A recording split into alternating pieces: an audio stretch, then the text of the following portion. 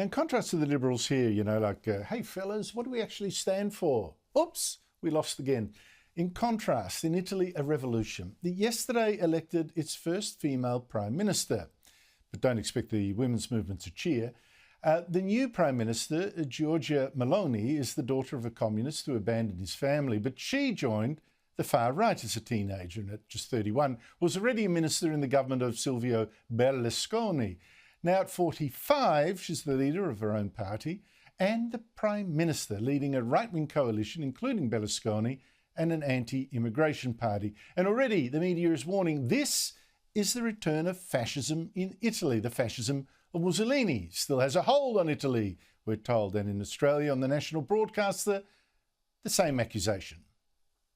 Giorgia Meloni's neo-fascist Brothers of Italy party was widely expected to win. But what exactly is it about Meloni that is fascist or neo-fascist? Here's what she said 2 years ago about her core beliefs, which are protecting a country's borders, national character and its sovereignty. These things do matter. Our main enemy today is the globalist drift of those who view identity in all its forms to be an evil to be overcome, and constantly acts to shift real power away from the people to supranational entities headed by supposedly enlightened elites.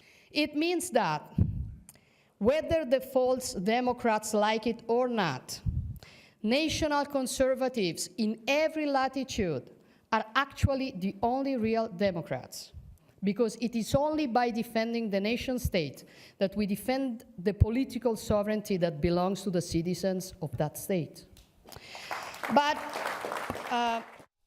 on the campaign trail in Italian, Meloni has been more confronting. She is against the culture wars and identity politics that have obsessed the political elite here too, and made so many more marginalised people, poorer people, feel their world is being turned on its head.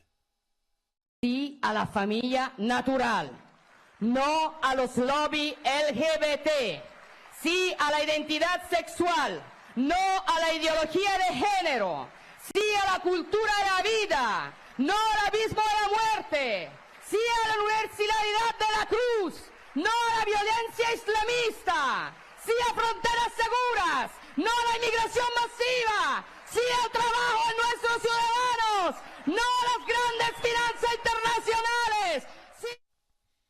Well, but Meloni at least has the sense of humour to put out a TikTok video before the election making a play on her name, Meloni, to get out the vote. Well, is that a fascist? I don't know.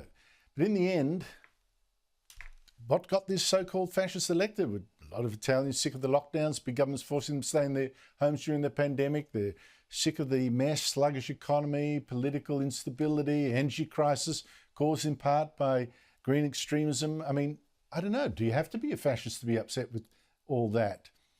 And of course, yes, many are sick of mass immigration from North Africa and the Middle East. But then again, which country in Europe doesn't feel under a little pressure that way? Earlier this month, right-wing parties won the election even in Sweden. Left-wing Sweden, with a big winner, a hardline anti-immigration party. I'm joined now from Rome to try and make sense of this by Professor Marla Stone. She's an historian and author of The Fascist Revolution in Italy.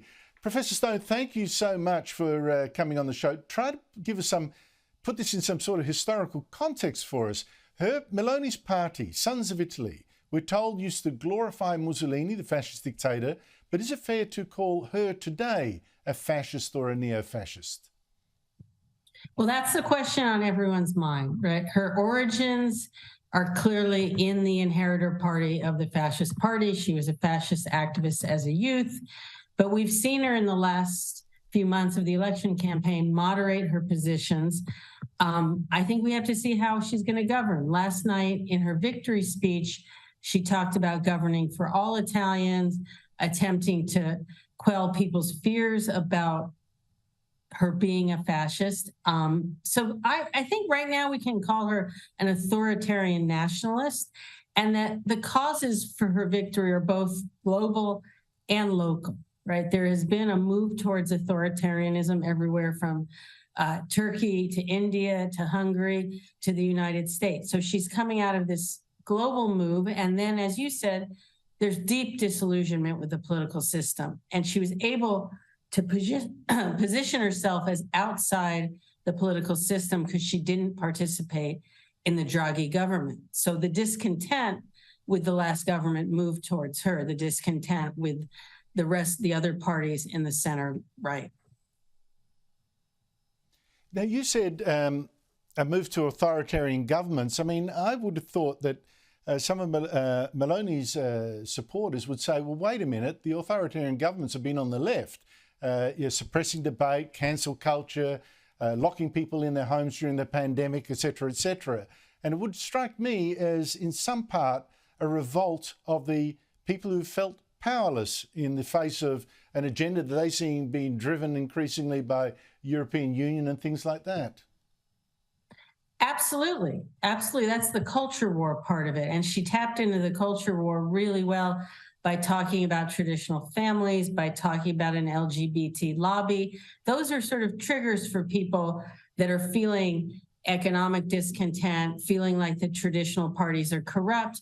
And then you throw the extra layer of the culture war, and she becomes the representative of Italy, of Italians, of things that people are worried they're losing. And she's, for me, one of the touchstones is, you know, what makes my hackles rise is attitudes towards Vladimir Putin, right? She has been, and this has reassured me a lot, a very strong supporter of NATO and particularly of supporting Ukraine against the Russian invaders.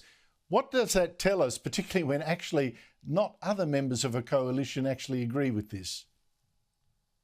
Yeah, I think, again, she is trying to fit herself in as a more traditional politician.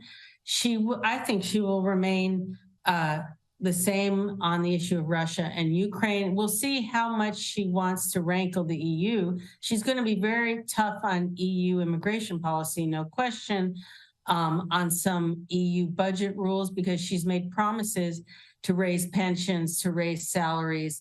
That's going to come into conflict with EU policy. So we'll see how she actually governs, right? That's the question, the gap between the rhetoric and the governance. Totally agree with you. In fact, I texted one of my relatives in Holland who was worried about this. I said, well, just see what she does. For me, that's the test. But Professor Stone, here we have people in the media saying fascist government, neo-fascist, and as you say, her party had some roots in the past to Mussolini's old party and all that kind of stuff. But the people who voted for her, do you detect in your studies of fascism in Italy, do you detect really, do you think that's why voters went there? They thought Mussolini, he wasn't too bad a character after all. Let's vote for this Meloni. No, I don't think that drove most voters. I think it was one of these votes of discontent, votes for someone perceived to be outside of the system, a protest vote. I think there's probably some parallels to votes for Trump in 2016 in the United States. We also have to keep in mind, yesterday was the historically lowest voter turnout in Italy's post-war history. Only 63% of the electorate went to vote. And a lot of the people who didn't vote were people who were refusing to vote for the left and couldn't vote for the right. So people who would have been in the left coalition who stayed home.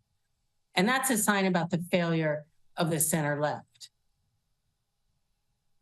I think that's a fascinating stat. That Professor Marla Stone, thank you so much indeed for your time.